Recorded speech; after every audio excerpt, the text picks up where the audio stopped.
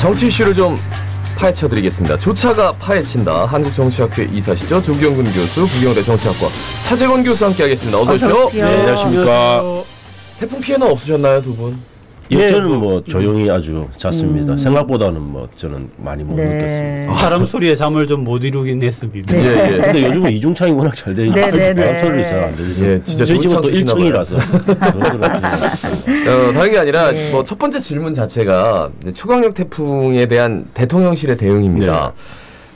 지난번에 서울에서 집중호우 왔을 때 퇴근하면서 좀 논란이 컸거든요. 근데 이번에는 딱 온다는 소식 듣고 밤새려고 바지도 갈아입으시고 딱 출근했단 말이에요. 저는 좀 과하다 싶게 대응을 하시더라고요. 지난번에 너무 안 해서 문제고 이번에 너무 과해서 보기는 좋더라고요. 뭐 저렇게 그래도 대통령이 뭐 지난번 그 비판을 의식해서 저렇게 행동 교정을 하니까 저희 보는 국민의 입장에서는 좀 허무하긴 한데 저는 좀 과하다 싶고 너무 보여주기식 좀 그런 행사가 많다. 왜냐하면 하룻밤에 그 8번씩 회의할 게 뭐 있는지는 잘 모르겠습니다. 하여튼 그런 회의를 하고 이런 모습들이 과하지만 그래도 뭐 대통령의 어떤 행동 교정의 관점에서는 저는 뭐 긍정적인 면도 있다 그렇게 봅니다. 그러니까 이제 영역에 완전한 정치 영역이 있고 생활적인 영역이 있다라고 하면은 생활적인 영역에서는 적응을 해가는 그런 모습을 보인다 그렇게 생각이 들더라고요. 네. 그래서 많은 언론들에서 이렇게 한 것들이 뭐 추석 민심에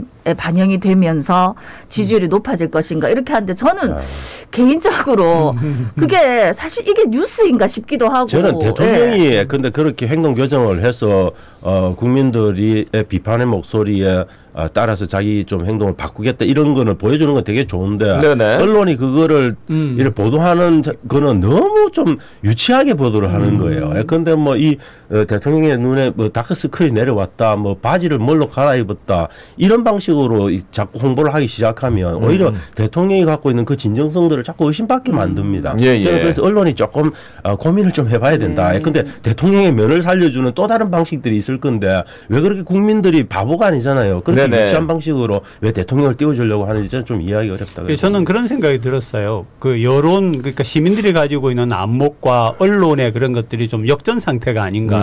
다시 말하면 언론이 유튜브를 따라가는 건가 하는 생각이 들 정도로 좀 말 그대로 유치한. 그럼 뭐 더 이상 언론이 아닌 거죠. 그러니까 너무 심하게 이렇게 긍정적으로 써주는 그 기사 자체가 오히려 거부감을 일으킬 수 있다. 거부감을 저는 충분히 일으킬 수 있다고 봅니다. 우리가 그렇게 보고 있지 않거든요. 시민들 전체가 보시기에는 다른 여러 가지 중요한 것들을 가지고 평가를 삼는 거지. 그런 거 그래서 좀 대통령을 위해서라도 그리고 이 정부를 위해서라도 좀 세련되게 좀 띄워라. 그러니까 지금 피해를 입은 분들이 너무 많고 지금 목숨을 잃은 분들도 계신데 이런 것을 지지율과 연결시켜서 보도하는 행태 이런 것들은 솔직히 우리가 좀 많이 그렇죠. 저는 그거는 이제 대통령 후보실에서 그렇게 지지율 문제 자체를 거론하는 건 대단히 큰 문제라고 보는데 그거는 해서는 안 되는 거죠. 근데 조금 이제 알아야 되는 게 유튜브를 보시는 분에 대한 비판은 아니지만 유튜브도 당연히 유용한 부분이 있죠. 그런데 일반 소위 말하는 신문이라든지 기존의 언론을 보시는 분들은 그래도 어느 정도 수준을 가지고 있으신 분들이기 때문에 그분들의 수준에 따라가줘야 된다는 거죠. 네네. 다른 얘기를 좀 해보겠습니다. 검찰이 지난 대선 과정에서 허위 발언을 한 혐의로 고발된 더불어민주당 이재명 대표 공소시효 사흘 앞두고 경기도청 압수수색했습니다. 근데 이제 이재명 대표가 검찰 출석에 응하지 않겠다. 불출석 통보를 했어요. 어떻게 보셨습니까? 저는 뭐 민주당 입장에서는 추석 밥상 민심을 놓고 국민의힘과 어떤 프레임 전쟁을 하고 있다. 민주당 나름대로의 프레임. 그걸 밥상에 한번 올려보자. 김건희 대 이재명. 그 어떻게 그 밥상에서 요리될지 이 부분에 대한 명확한 프레임 전쟁을 저는 근거라고 보고 민주당 입장에서 이해하기 좀 어렵죠. 왜냐하면 이재명 당대표가 딱 선출되는 순간 영수회담 합시다 이렇게 이야기를 했는데 바로 검찰에서 소환으로 맞대응해버리고 하루 만에 뭐 이런 것들이 결국은 이 정부가 협치의 뜻이 없구나 뭐 이런 것들을 명확하게 인식할 수밖에 없는 부분이 있는 거죠. 근데 저는 그 한 가지는 이제 민주당이 뭐라고 했느냐 하면 이거는 이제 전체적으로 볼 적에는 이 민주당을 몰아붙이는 쪽이 조금 그렇다라고 하는 생각이 드는데 민주당이 이번 그 안에 대하여서는 서면 질의에 답변서를 보냈다라고 처음에는 이야기했었어요.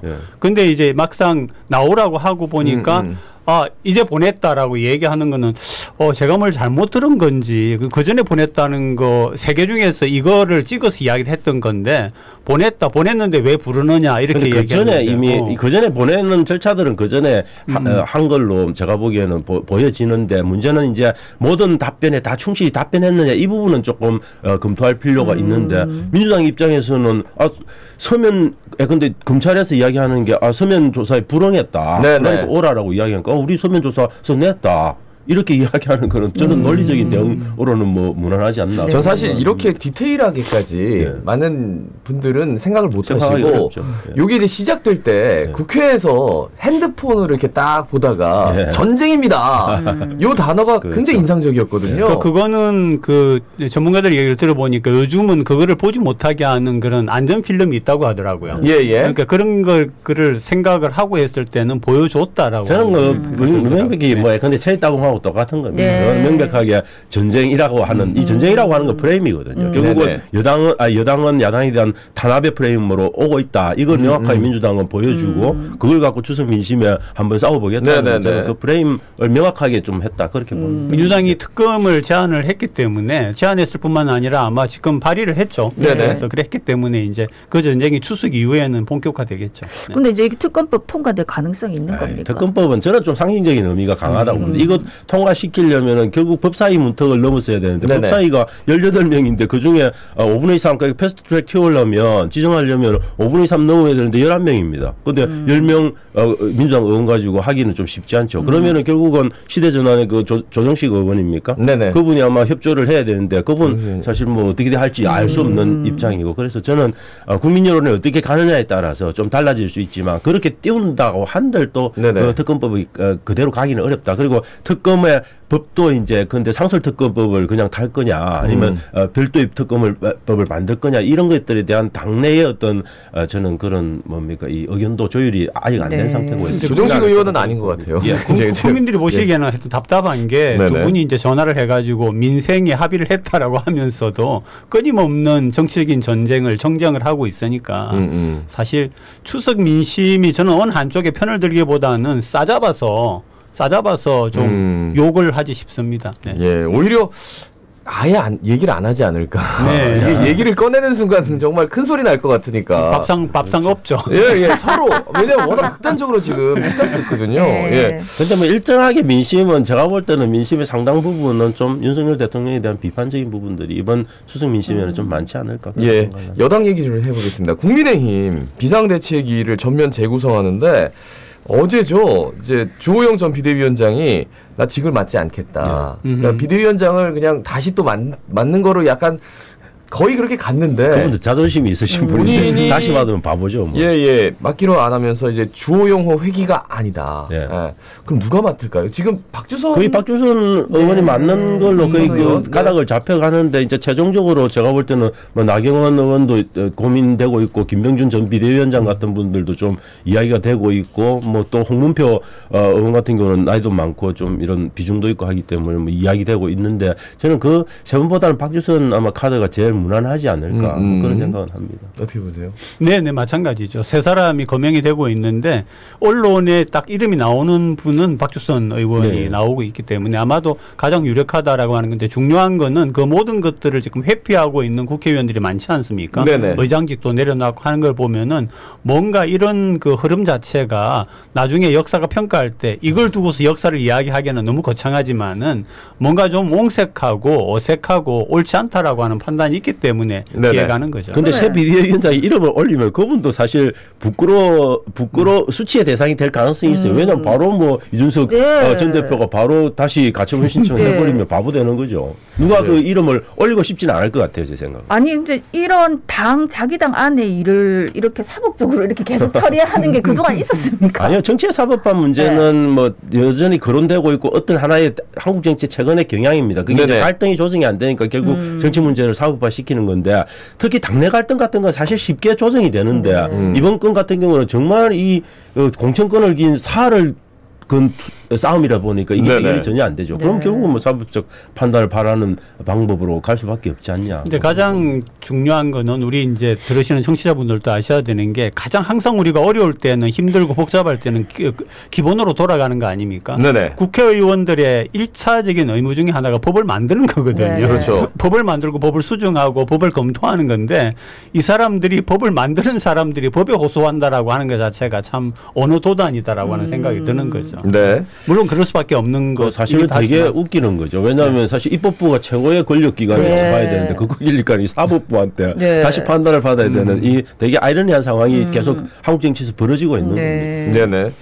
다른 얘기 PK, 그러니까 부산, 울산, 경남. 예, 여기 국민의힘이 이제 지도 체제를 정비하는 과정에서 주류 세력의 새 판짜기 여기에 대한 얘기가 많더라고요. 이제 부울경을 중심으로 해서 초재선 그룹, 신윤핵관에 대한 이야기들이 나오고 있습니다.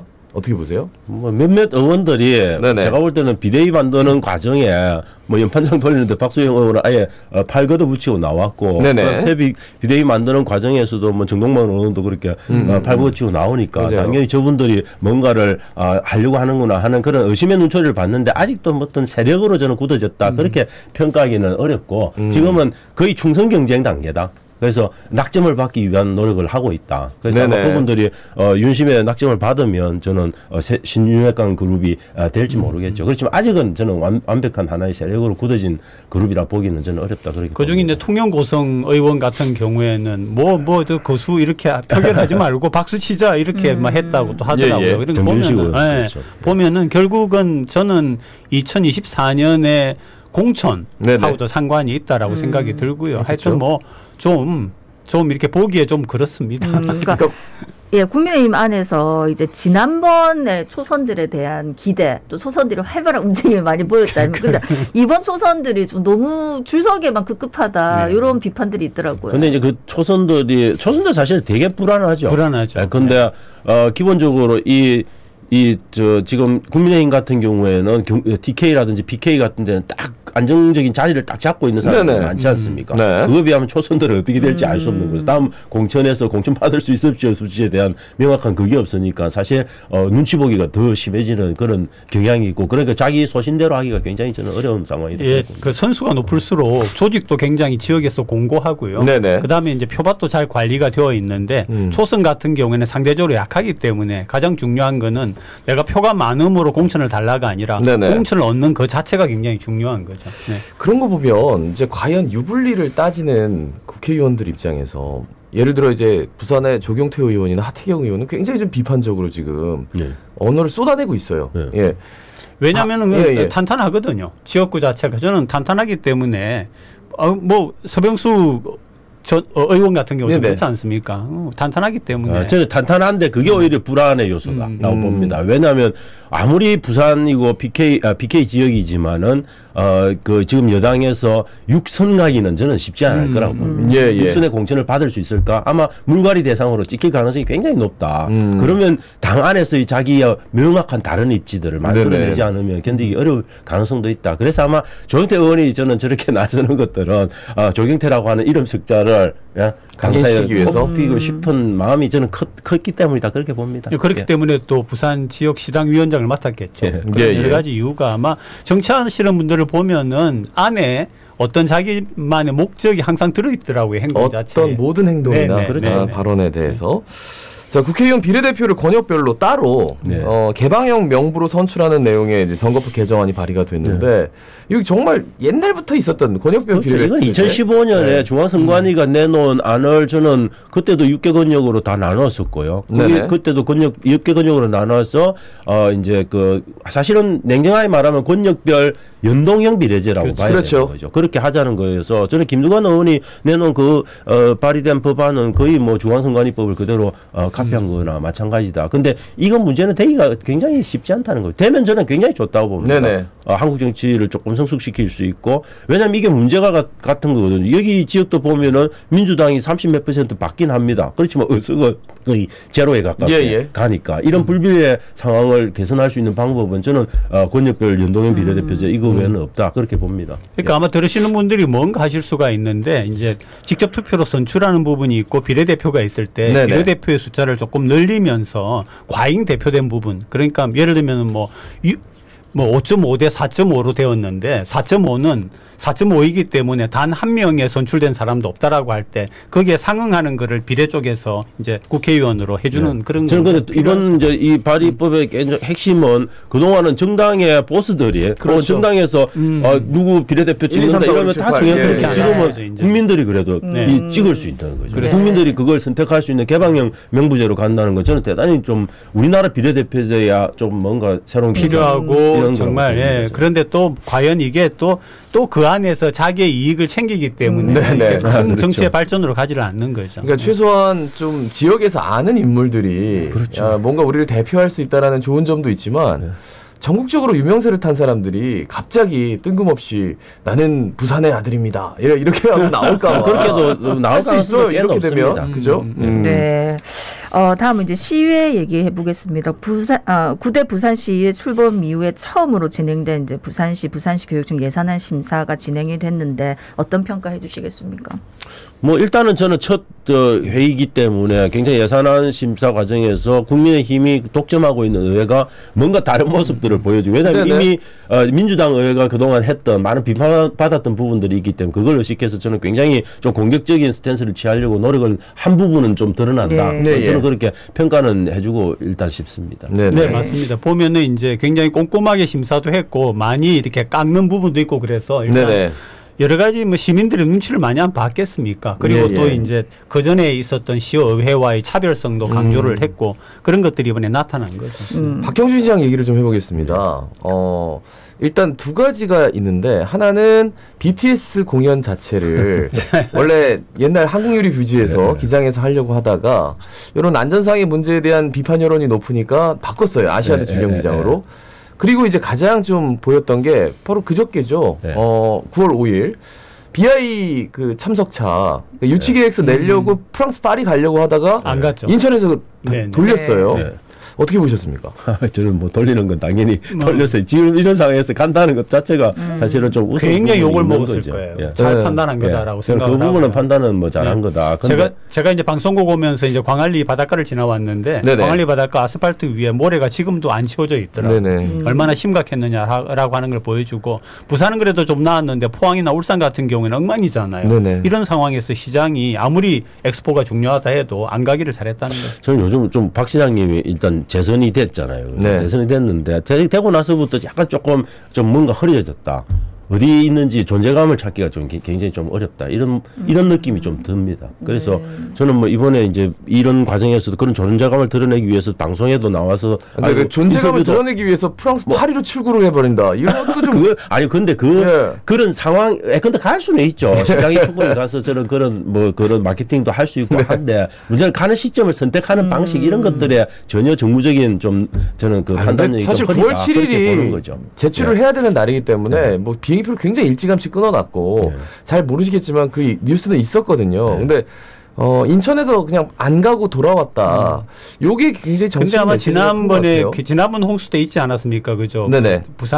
부산직련 옆에 지하차도 그런 사건이 지하차도. 있기 때문에 그런 거 지하차도 사건 하나만 해도 정치인들에게 어떤 임팩트를 주고 있다라고 생각을 합니다. 그럼 미리 사실은 뭐 조율해가지고 그런 모습을 연출 안 하면 좋은데 뭐 근데 그것도 그런 모습을 연출하는 것들도 또 정치인들한테 주신 뭐 자유의 일부라고 봐야죠. 뭐. 그러니까 애초에 가다가 온 것도 이상하다 그렇죠. 이렇게 생각하는 분들도 계신데 근데 우리가 지금 이런 얘기 하는 것 자체가 저는 어떻게 보면 좀 슬픕니다. 그냥 부산 시민의 안전을 위해서 왔다고 하면 되는데 뭐 정치적 속셈이 있어가지고 그런 건 아니실 거라고 뭐 믿고. 그런 건 아니겠지만 그래도 뭐 정치인들은 워낙에 그런 사실 꼼수 같은 생각들을 많이 하니까 이제 국민들 여러 가지 생각들을 그럴 수도 있을 거야라고 생각하는 그런 마지막 순간까지 보기에는 하나의 판단의 기준의 하나였다. 일부다. 아니 기상예보 같은 것도 그죠. 전문가들에게 어떻게 될 것 같으냐, 악화되느냐, 나아지느냐. 그런데 왜냐하면 이 기상 이거는 뭐 이것도 되게 예측 가능하게 지금 설정된 상황이어서 사실은 인천까지 굳이 안 가는 모습을 보였어도 되지 않을까 생각합니다. 어쨌든 뭐 안 간 거는 잘했다 이렇게 생각합니다. 2024년 뭐 총선 때문에 공천을 누가 받느냐 여기에 대해서도 지금 뭐 모든 행동 자체가 여기에 포커스가 맞춰져 있는 것 같아요. 추석에 그러면은 우리는 어떤 얘기를 하면 좋을까요? 추석에 아마 정치 이야기 안 하시려고 할 것 같아요. 워낙 피곤하니까. 그런데 결국은 저는 윤석열 정부에 대한 평가 그리고 지금 윤석열 정부가 이번에 이제 흰남노에 대한 대응을 하는 과정에서 나타나는 그 진정성 이런 것들을 놓고 아마 저는 굉장히 많은 말들이 오갈 거다. 그렇지만 저는 근본적으로 윤석열 정부에 대한 어떤 믿음의 상실 이 부분을 달랠 만큼 그렇게 민심의 어떤 변화는 저는 찾기는 어려울 거다. 그렇게 봅니다. 저는 분명하게 말씀드릴 수 있는 게 있습니다. 두 양 정당 또는 정부를 두고서 뭐 잘했으라고 하는 얘기는 절대 안 나올 거고요. 네네. 이쪽은 이래서 뭐 하고 저쪽은 저래서 뭐 하고 이런 얘기가 아마 만약에 정치 얘기가 나온다면은 부정적이고 비판적인 얘기가 주도할 거라고 봅니다. 그러니까 이제 정말 보수적인 어르신과 진보적인 보수적인 데서는 또 이재명 삼촌이나 이모랑 이렇게 붙었을 뭐 때 뭐 이렇게 붙는 거죠. 다 이렇게 합니다. 이렇게 하지 마십시오. 이렇게 하면서 이렇게 중재할 수 있는 거리는 있네요. 방 두 개를 나눠가지고 저는 왜냐하면 이번 추석 밥상민심의 핵심은 지난 구정 때 헤어졌다가 추석 때 모이는 건데 그 기간에 있었던 모든 거는 윤석열 대통령에 대한 이야기여서 아마 그게 최대의 하도가 될 수밖에 없을 거다 그래 봅니다. 그런데 보수 쪽에서는 또 다를 겁니다. 그래요. 자, 두 분 함께했습니다. 한국정치학회 이사 조경 교수 그리고 부경대 정치학과 차재권 교수였습니다. 지금도 뭐 치우고 복구하는데 힘쓰시는 분들 많으실 텐데 힘내시기를 바라겠습니다.